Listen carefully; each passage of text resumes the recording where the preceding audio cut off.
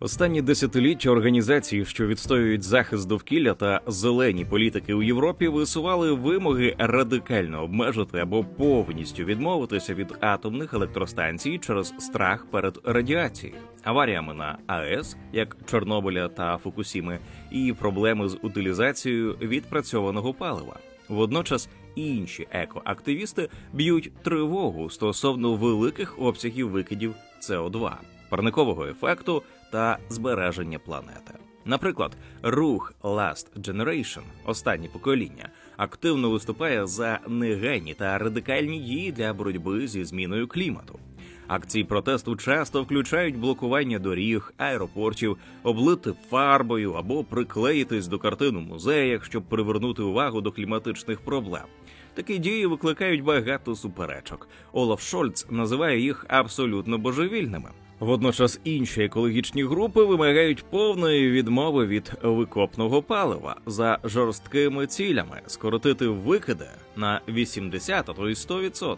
А виявляється, розв'язання проблеми глобальної екології лежить у площині використання самої атомної енергетики, яка насправді є однією з найбезпечніших для життя людини. Викопне паливо, таке як вугілля, нафта і газ, масово забруднюють атмосферу, провокуючи кислотні дощі та змінюючи глобальний клімат. Тоді як ядерна енергетика не виробляє парникові гази, які нагрівають атмосферу. Відновлювальні джерела енергії, сонячна або вітрова, не здатні забезпечити кількість енергії, необхідної населенню Землі. Тому атомна енергетика фактично є єдиним чистим джерелом енергії, доступним і здатним задовольнити потреби планети у 21 столітті. Зважаючи на свою екологічну репутацію, навіть більш енергозберігаючі товари, такі як електроавтомобілі, створюють забруднення. Для їх виробництва також потрібна сталь, мідь і алюміній, як і для дизельних авто. Що гірше, для виготовлення акумуляторів, на яких працює електрокар, необхідні рідкісні метали, які потребують інтенсивних гірських робіт, що впливають на екологію. А утилізація батарей – це взагалі окрема, досить складна історія. У сьогоднішньому відео будемо говорити про одну з найбільш хвилюючих проблем людства – екологію. Але не просто про забруднення, а як зелений фанатизм впливає на світ. І чи справді вимоги заборони атомних електростанцій рятують планету? Чи навпаки, ведуть до економічних криз, залежності від автократів і навіть іще більшої руйнації самої планети? Друзі, 70% наших глядачів не підписані на наш YouTube-канал.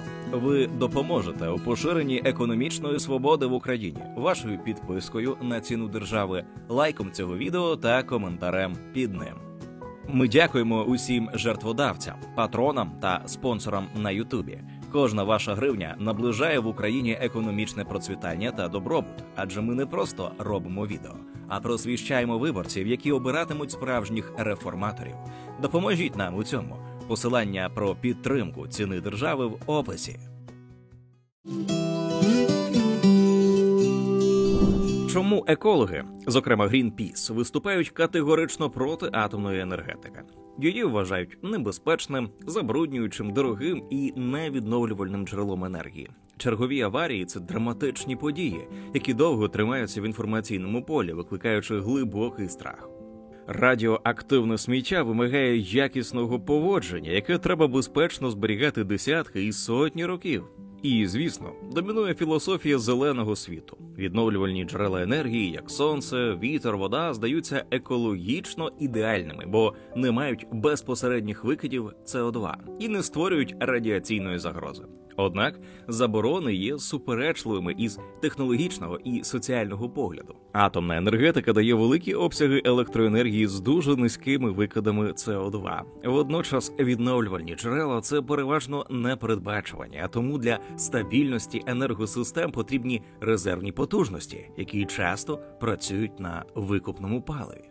Обмеження атомної енергетики і перехід на відновлювальні джерела підвищують собівартість виробництва електроенергії. Інвестиції у вітрові і сонячні ферми, акумулятори, інфраструктуру, балансування систем – усе це дорого. Країни змушені збільшувати спалювання природного газу, вугілля або нафти, щоб гарантувати безперебійне постачання електрики. Це підвищує викиди парникових газів, тобто екологічний ефект виходить прямо протилежним.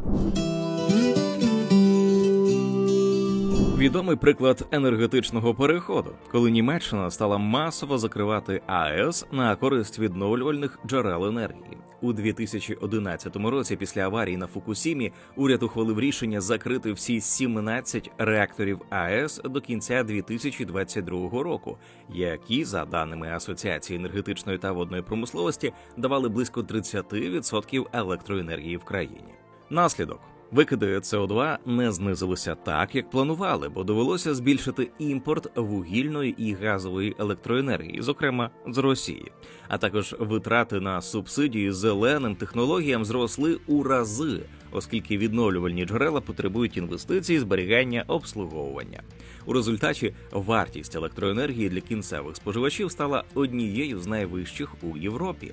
За даними Євростату, Німеччина займає третє місце із 41 країни Європи у 2024 році після Ірландії та Люксембургу із ціною 27,97 євроцента за 1 кВт на годину.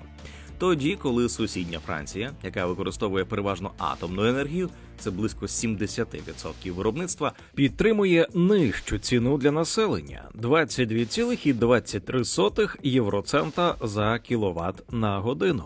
Енергоємні галузі – металургія, хімічна промисловість, виробництво сталі – зазнали значного зростання собівартості через подорожчання електроенергії. Тож для непобутових споживачів, тобто промислових користувачів, середня ціна електроенергії також одна із найдорожчих. У Німеччині вартість складає 20 євроцентів за мегаватт-годину, тоді як у Франції 15 євроцентів за мегаватт-годину. Литва і ще одна із європейських країн, яка відмовилася від ядерної енергетики. Ігналінську атомну електростанцію закрили у 2009 році під тиском ЄС. Раніше АЕС виробляла до 70% електроенергії країни. Її закриття не було планом поетапного виведення з експлуатації, а радше негайною вимогою для вступу Литви до Європейського Союзу. Оскільки на станції використовувалася конструкція реактора, яку Європейський Союз вважав небезпечною. Відсутність власної атомної енергії призвела до високої залежності від імпорту електроенергії та газу, переважно з Латвії, Білорусі та Росії. Це збільшує вразливість до зовнішніх цінових шоків, наприклад, криза з постачанням газу у 22-23 роках. Дивлячись на досвід того, як світ використовує атомну, або точніше назвати ядерну енергетику, можемо побачити, що Китай будує 30 реакторів і схвалив іще 10. Разом це становить майже половину всіх ядерних проєктів у світі. Після катастрофи у Фукусімі Японія розглядала поступову відмову від усіх своїх атомних електростанцій, але як тільки страх пройшов, вони відступили від цієї ідеї. США та Канада планують потроїти глобальну ядерну потужність до 2050 року. Велика Британія хоче, щоб атомна енергія покривала 25% її споживання електрики до 2050-го. Фінляндія у 2023-му запустила найпотужніший реактор уЄвропі. Швеція планує побудувати щонайменше 10 нових реакторів до 2045 року. Італія, яка також відмовилась від АЕС, знову повертає їх у державну стратегію. Натомість держави, що відмовляються від технологій атомної енергії своїми руками, заганяють себе у залежність від викопного палива. Вчені з країн ЄС уже почали боротися із дезінформацією за допомогою наукових даних. Вони доводять, що використання атомної енергії насправді є безпечнішим для життя людини. У 263 рази безпечніша за нафту за кількістю смертей на одиницю виробленої енергії. А викиди СО2 у 273 рази менші, ніж від вугілля при виробленні 1 гігавату електроенергії. Представники Greenpeace називають нові рухи вчених лише символічними і заявляють, що не можна бути справжнім екологом і підтримувати атомну енергетику. Але ж якщо людство дійсно хоче знизити викиди та захистити природу, відмова від АЕС суперечить цій меті. Це виглядає як фанатизм, а не екологічна відповідальність. Вугілля усе ще залишається провідним джерелом виробництва електроенергії у світі. За даними Міжнародного енергетичного агентства, у 2024 році викопне паливо становило майже 60% світового виробництва енергії. Причому, згідно зі статистичним оглядом світової енергетики, лише на вугілля приходиться 35,5% глобальної генерації. Вугілля є найбільшим джерелом викидів СО2, пов'язаних з енергетикою. У 2022 році світове споживання вугілля вперше перевищило 8 мільярдів тонн за один рік. Найбільш вугільно залежною країною у світі є Південна Африка, де вугілля становить 69% її первинного споживання енергії у 2022 році. Найбільшими споживачами вугілля в абсолютному вираженні є Китай та Індія, країни, які відповідно мають найбільші викиди парникових газів у світі.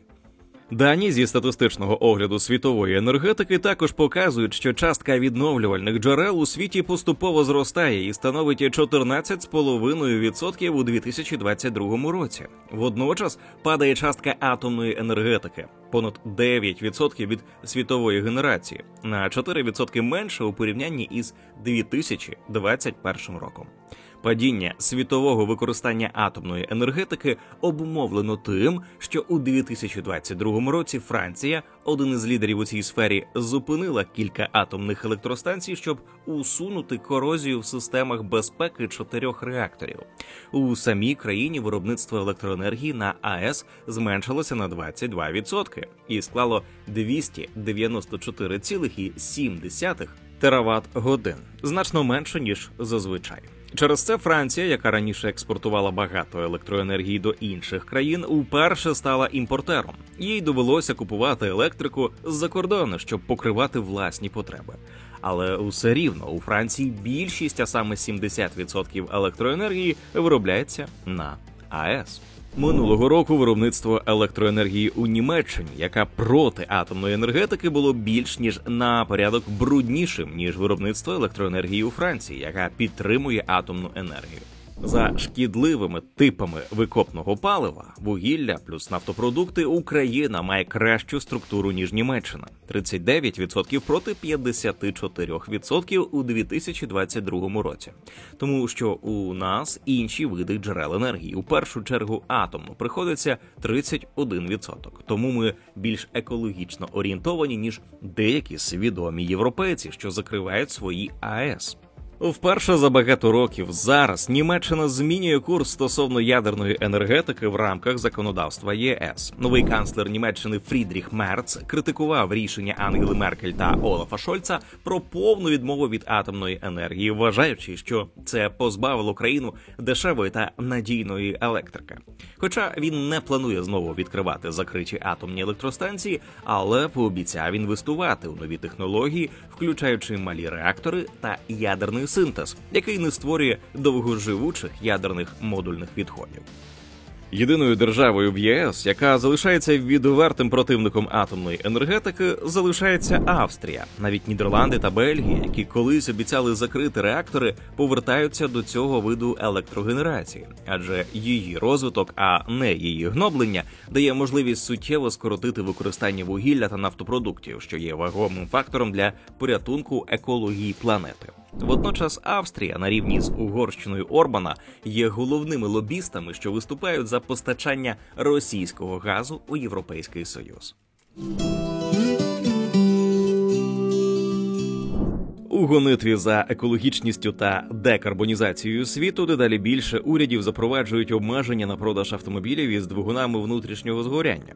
У Великій Британії місцеві ініціативи навіть домоглися заборони на рух усіх дизельних та бензинових автомобілів у центральних районах Лондона. Це одне із понад 30 міст, які підписали декларацію про вулиці, вільні від викопного палива, зобов'язавшись закуповувати лише автобуси з нульовим рівнем викидів із 2025 року та зробити значну частину регіону без викидів до 2030-го. Здавалося, перехід на електромобілі – безумовне благо. Чистіші міста, менше викидів, технологічний прогрес. Проте, не все так просто. Під цією обгорткою ховається серйозний екологічний та геополітичний парадокс, про який мало хто говорить публічно. Електроавтомобілі і справді більш енергоефективні, але якщо порівняти його із викидами автомобіля на бензині, потрібно розуміти, що енергія походить із енергосистеми.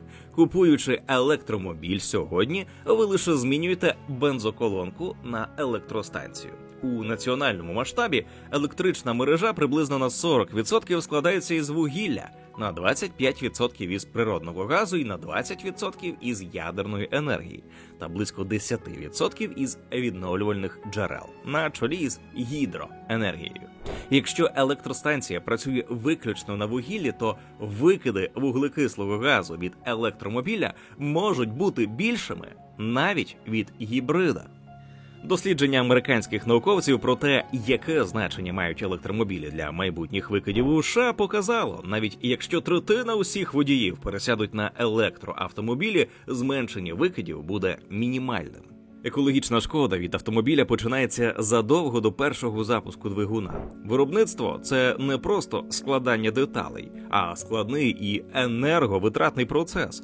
Масове впровадження електромобілів потребує величезної кількості рідкісноземельних металів, видобуток і переробка яких мають руйнівні наслідки для довкілля та економіки.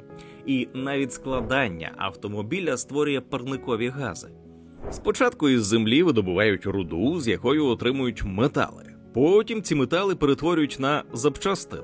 Електромобілі, на відміну від дизельних авто, потребують цілого спектра рідкісноземельних елементів. Зокрема, неодиму, тербію, диспрозію, лантану. Ці метали використовуються у виробництві потужних магнітів для електродвигунів, акумуляторів, елементів управління та електроніки. Саме завдяки їм електрокари отримують вищу енергоефективність.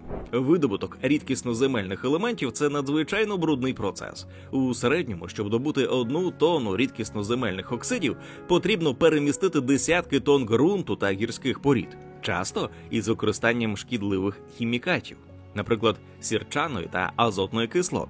Зазвичай рідкісні метали добувають методом, який називається кучне вилуговування. Суть його у тому, що великі купи руди поливають спеціальними кислотами, які вимивають із неї потрібні метали.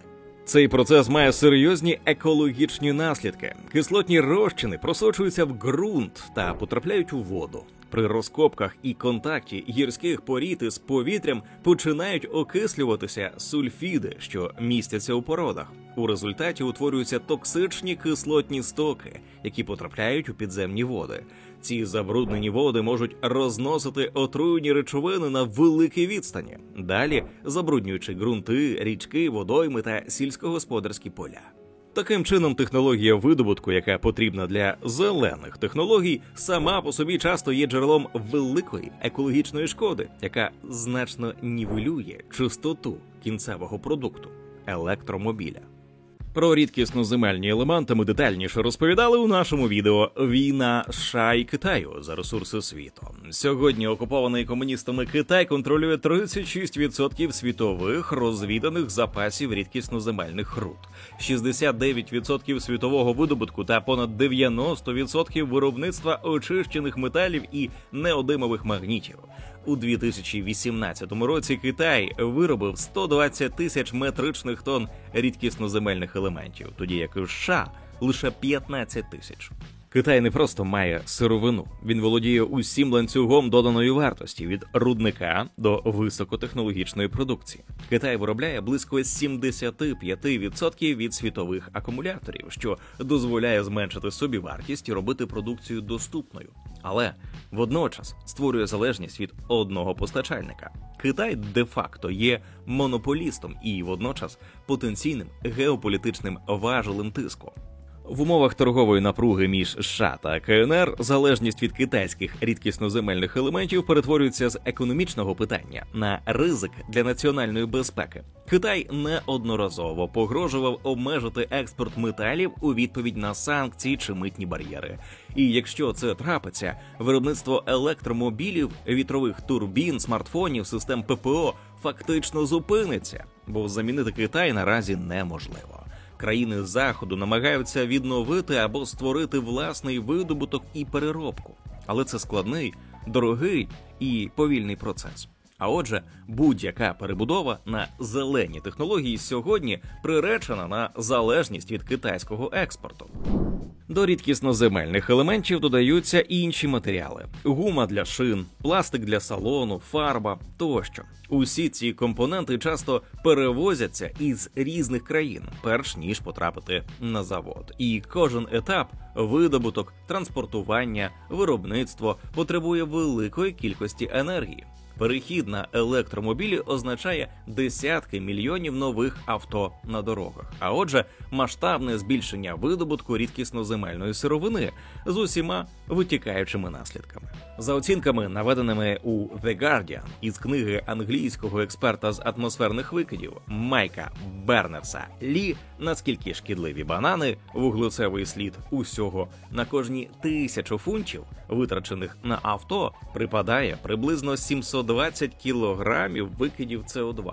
Тобто середній автомобіль вартістю 24 тисячі фунтів коштує понад 17 тонн СО2 ще до того, як він вперше виїде на дорогу. Це майже стільки ж викидів, як 3 роки споживання газу та електрики у типовому будинку у Британії. Лише близько 12% усіх викидів під час виробництва авто припадає на енергію, яку напряму використовують заводи, включно з тими, що виготовляють деталі. Найбільшу частку займають видобуток металу – 33%, а решта йде на інші процеси. Виробництво гуми – 3%, інструментів і обладнання – близько 5%.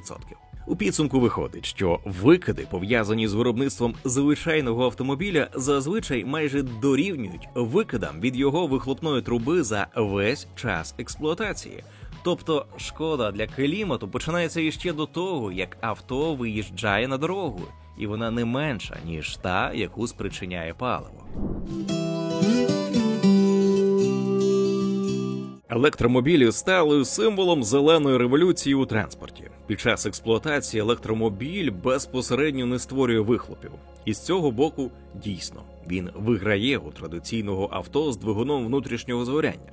Але ми вже зрозуміли, що електромобілі не настільки екологічні, як їх звикли вважати. І якщо копнути іще глибше, виникає кілька важливих питань.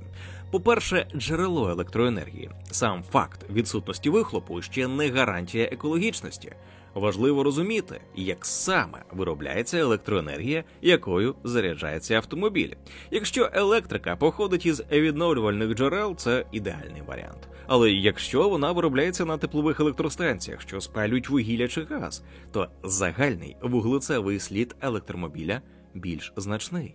По-друге, утилізація батарей. Літій-іонні батареї складні у переробленні, містять токсичні речовини та мають обмежений термін служби. Країни ЄС розгортають інфраструктуру для безпечної утилізації батарей, створюють заводи, розробляють програми перероблення, стимулюють бізнес коштом платників податків.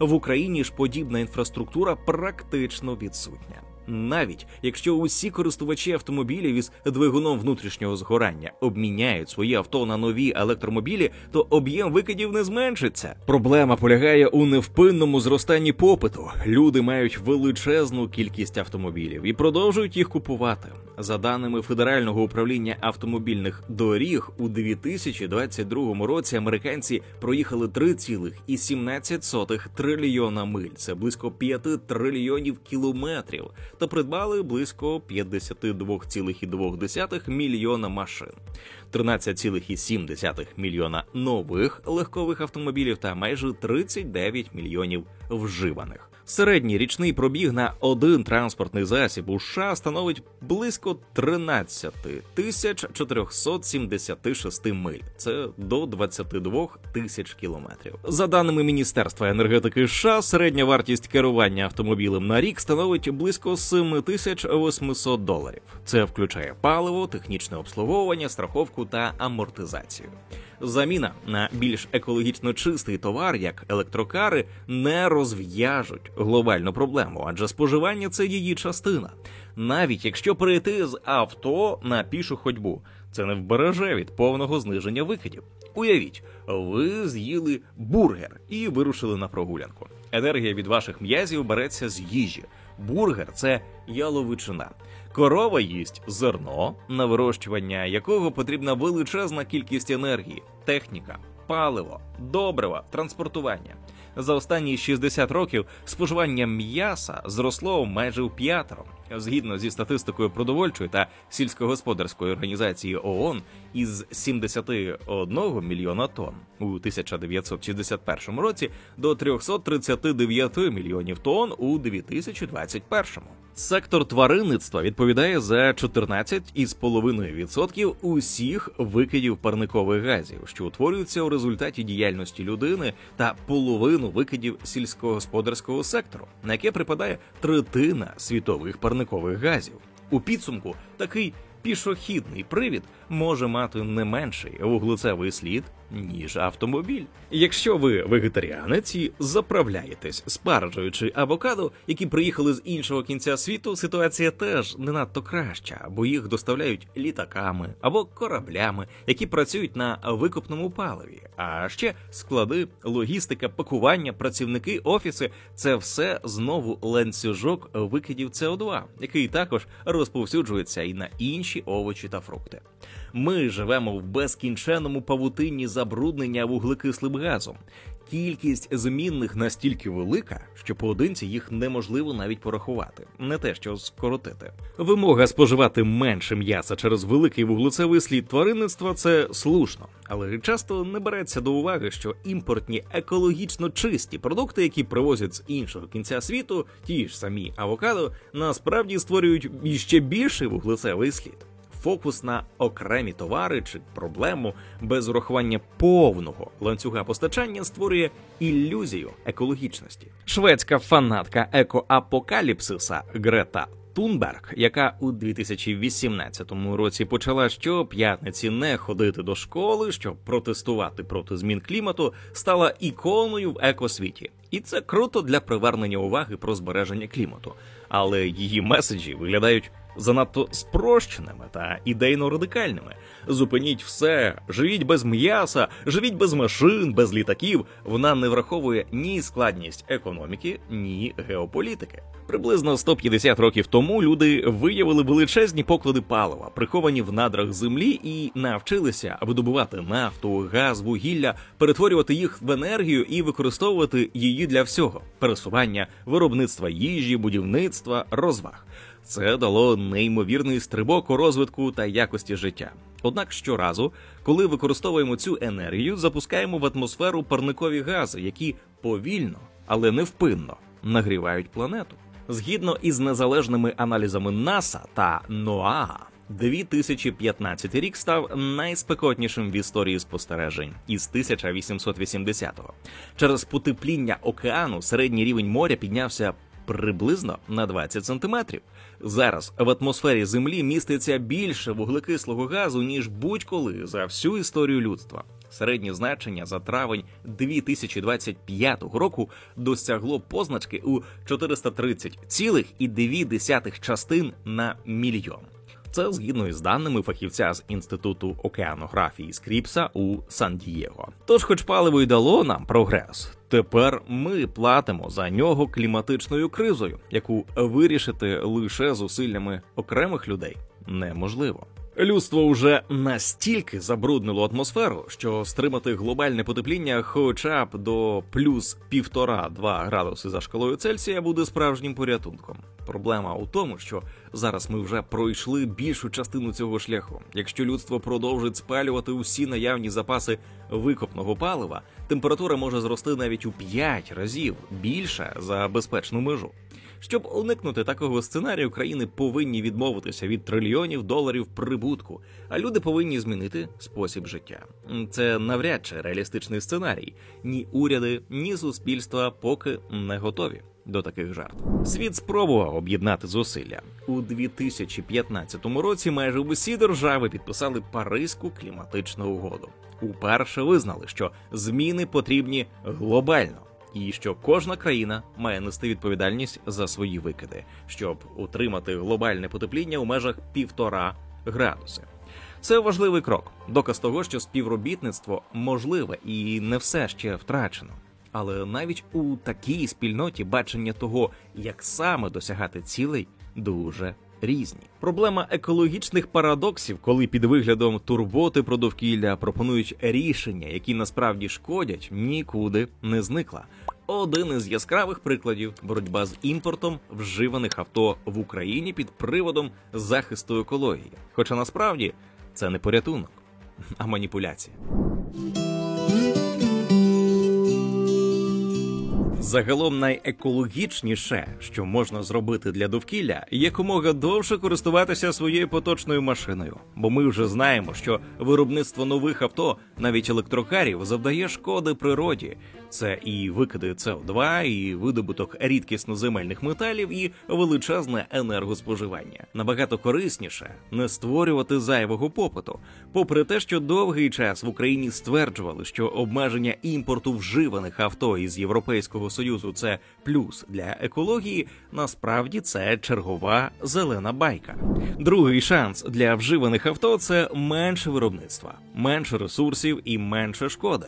Упродовж 20 років від середини 1990-х український автомобільний ринок був спотворений захистом вітчизняного виробника. Передусім у вигляді бар'єрів для ввезення вживаних автомобілів і високих мит на нові авто. Щоразу встановлення та підвищення бар'єрів заводило велику частку ринку у тінь. Українці обходили обмеження, користуючись недосконалістю законодавства, застосовуючи різного виду схеми. Наймасштабнішою з них було масове ввезення вживаних автомобілів з-за кордону на правах тимчасового ввезення, без реєстрації в Україні, тобто зі збереженням номерних знаків країни походження – Литви, Польщі чи інших держав ЄС. Явище, що отримало в народі назву «єврономери» або ж «євробляхи». Хоча умови імпорту вже змінилися, але усе ще за чинним законодавством України акцизний збір на легкові авто збільшується пропорційно до їхнього віку, а це веде до втрат суспільного добробуту. У дослідженні нашого аналітичного центру «Кейс Україна» доступне авто проти вітчизняного виробника, що приніс українцям протекціонізм автомобільної галузі, автори підрахували ефекти від обмежень, що діяли в Україні на імпортні авто. За 22 роки існування штучних обмежень на імпорт автівок українці втратили у добробуті 40 мільярдів доларів і навіть після часткової лібералізації імпорту продовжують втрачати від 1,2 мільярдів доларів на рік до 1,5 мільярди доларів на рік. Так званий віковий акциз, за яким чим старше імпортоване авто, тим більше доведеться платити, за своєю суттю є дискримінаційним і нелогічним, оскільки з роками експлуатації будь-який товар має втрачати ціну, а не навпаки. Наприклад, за ввезення 10-річного дизельного автомобіля з об'ємом двигуна 1,6 літра лише акцизу потрібно заплатити 1200 євро. А якщо цій же машині вже 15 років, то вже 1800 євро. А ще ж мито і ПДВ. Таким чином, розмитнення авто в Україні може вартувати навіть 300% від вартості. Побоювання щодо негативних наслідків від збільшення імпорту вживаних авто в Україну перебільшені. Одна з головних страшилок – викиди від вживаних, які їдуть із Європи, вплинуть на навколишнє середовище. По-перше, у порівнянні з Європою у нас дуже маленький автопарк. На 1000 громадян припадає 232 автівки. Тоді ж, як у Європі, цей показник знаходиться на рівні 600 автомобілів, а в деяких країнах навіть більше. По-друге, понад 28% українського автопарку – це радянські, пострадянські, російські карбюраторні автівки, які і є основними винуватцями майже усіх викидів від автотранспорту. Імпорт вживаних автомобілів навпаки витіснить дизельний спадок із обігу. Тобто імпорт вживаних авто із Європейського Союзу не погіршує, а навпаки поступово оновлює автопарк і покращує екологічну ситуацію. До того ж, легковий транспорт в Україні – це не головне джерело забруднення повітря. За останніми даними, на 2020 рік він відповідав лише за 6,4% усіх викидів СО2 у нашій країні. Тоді як левова частка понад 55% припадала на енергетичний сектор, промислові ТЕС, які спалюють вугілля і газ. Обмеження імпорту авто через вікові акцизи або заборони – це не просто неефективна політика, це ще й шкідлива практика, яка погіршує добробут суспільства. Вона триває роками, тягне за собою втрати на мільярди доларів і не вирішує реальних екологічних проблем. І, як показує досвід, такі затяжні та неадекватні еко-рішення і ще більше шкодять як економіці, так і самій екології. Доки в Україні триває боротьба із привидами автоімпорту, інша, зелена ідея – це відмова від атомної енергетики у Європі робить країни залежними від російських викопних енергоресурсів. У своїй боротьбі за кліматичну нейтральність ЄС зробив ставку на відновлювальну енергетику, скорочення викидів та відмову від атомної енергії.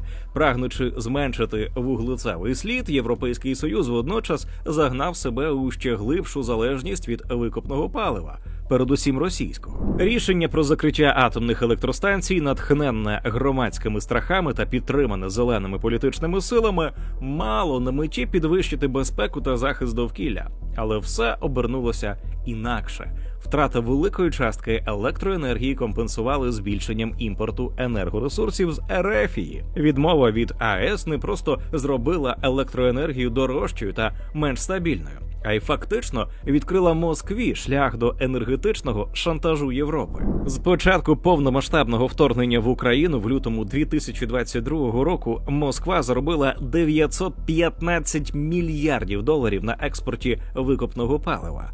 Близько 223 мільярдів доларів із цієї суми – це надходження саме із країн Європейського Союзу. Попри санкції та обіцянки скоротити залежність, РФ продовжує отримувати мільярдні прибутки від продажу газу, нафти та вугілля у Європу. За оцінками Центру досліджень енергетики та чистого повітря, тільки за третій рік війни у 2024 році Європа закупила російського газу на 21,9 мільярда євро, що більше, ніж Європейський Союз виділив Україні у вигляді фінансової допомоги за цей самий період. 18,7 мільярда євро згідно із Кільським інститутом світової економіки. Лише за перші 15 днів 2025 року 27 країн ЄС імпортували рекордні 837 тисяч тонн російського скрапленого природного газу. Ці обсяги постачань викликають усе більше запитань щодо щирості санкційної політики ЄС та її реального впливу на російську воєнну економіку. На графіку показано найбільших імпортерів російського викопного палива. Виходячи із добового потоку нафти, вугілля і газу за трекером відстеження викопного палива від центру КРЕА станом на червень 2025 року. Німеччина, яка раніше рішуче закривала свої АЕС, стала четвертим за величиною імпортером російського викопного палива після Китаю на 28,6 мільярда євро. Показово, що інші великі покупці – Туреччина, Індія – не є членами ЄС і не зв'язані обмеженнями блоку. Водночас саме європейські держави забезпечують Росії стабільний дохід, попри риторику про підтримку України. Згідно з оцінками КРЕА, від початку вторгнення РФ отримала понад 210 мільярдів євро доходу від експорту викопного палива лише з країн ЄС. І ця сума щоденно зростає. Прагнучи захистити клімат і вийти з атомної ери, Європа не просто підсилила свою залежність від ворожого режиму. Вона ще й допомогла цьому режиму збагачуватися на постачанні енергоносіїв, фінансування від яких дало змогу розпочати і вести війну Кремля проти України.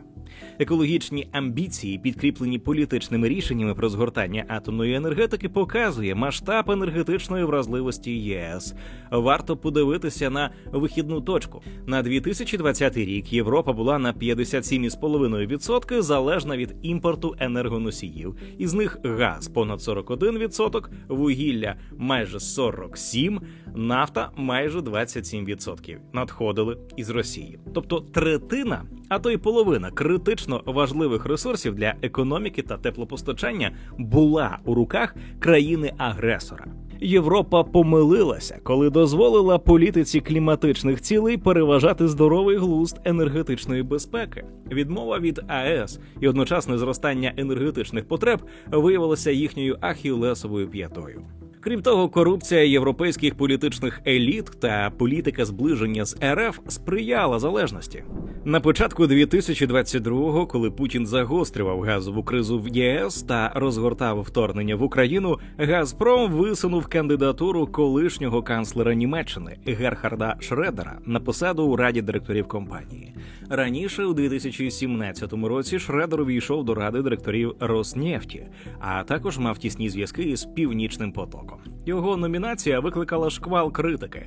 Європейський парламент ухвалив резолюцію, яка закликала до санкцій проти Шредера та інших політичних діячів ЄС, що мають фінансові зв'язки із Росією. Сьогодні у Німеччині відбувається зміна курсу у бік розвитку атомної енергетики. Новий канцлер Мерц прагне дослідити шляхи приєднання Німеччини до ядерного щита Європи, оборонної концепції, що включає використання французького ядерного потенціалу як стримування проти Росії. На тлі зростання впливу екологів-фундаменталістів, які роками блокували розвиток АЕС, дедалі більше вчених, інженерів і прагматиків виступають за те, щоб атомну енергетику визнати частиною зеленого майбутнього. Провідним проядерним екологічним альянсом у Європі є We Planet – мережа громадських організацій, об'єднаних вірою у наукові рішення кліматичної кризи. Один із найбільших їхніх проривів стався у січні 23-го, коли ЄС офіційно включив атомну енергетику до зеленої таксономії – систему, яка визначає, які проєкти вважаються сталими. Це дозволило атомним станціям претендувати на зелене фінансування за умов, якщо будівництво розпочнеться до 2045 року та буде план детального поводження із відходами. Попри шалений спротив з боку традиційних екологів, або краще сказати екологічних фанатиків на кшталт Грети, рішення буквально протиснули. 328 депутатів Європарламенту проголосували «за», 278 проти, 33 утримались. Цей сув не лише про безпеку, а й про нову екологічну парадигму ЄС.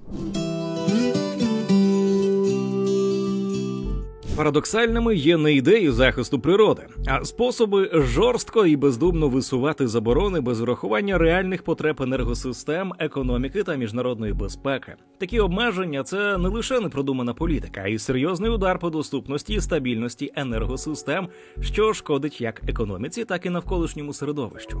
Електромобілі – це крок у правильному напрямку, але не панацея. Їхня справжня екологічність залежить не лише від відсутності вихлопу, а й від походження енергії та здатності держави відповідально ставитися до безпечної утилізації. Сьогодні вже бачимо наслідки, коли екологи-фанатики, які далекі від науки та економіки, примушують цілі країни відмовлятися від атомної енергетики. Проте підсаджують на голку російських енергоресурсів та, зрештою, завдають більшої шкоди для екології та своєю тупістю дають диктаторам ресурси для розв'язування війн. Що може бути альтернативою? Розумне поєднання технологій. Екологічні цілі досяжні не шляхом тотальної відмови від АЕС, а завдяки поєднанню атомної енергетики з відновлювальними джерелами і розвиненою енергозберігаючою інфраструктурою.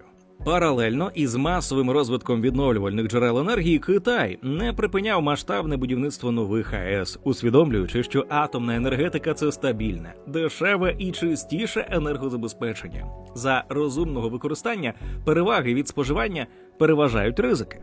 Великі акумулятори, воднева енергетика, системи розумних мереж – усе це має допомогти збалансувати систему, знизити потребу у викопному паливі. Але це все поки що на стадії активного розвитку і потребує великих інвестицій. Тож у гонитві за чистим світом не варто забувати про баланс між екологією, економікою та технологічною реальністю. Напишіть у коментарях, на вашу думку, чи має атомна енергетика бути частиною зеленого майбутнього? І що ви думаєте про ідеї екологічних хунвейбінів? Це відео було створено завдяки підтримці Atlas Network. Думка авторів відео не обов'язково має збігатися із Atlas Network. Підтримайте поширення якісного україномовного відео від ціни держави. Підпишіться на канал, залиште коментар під відео та поставте вподобайку.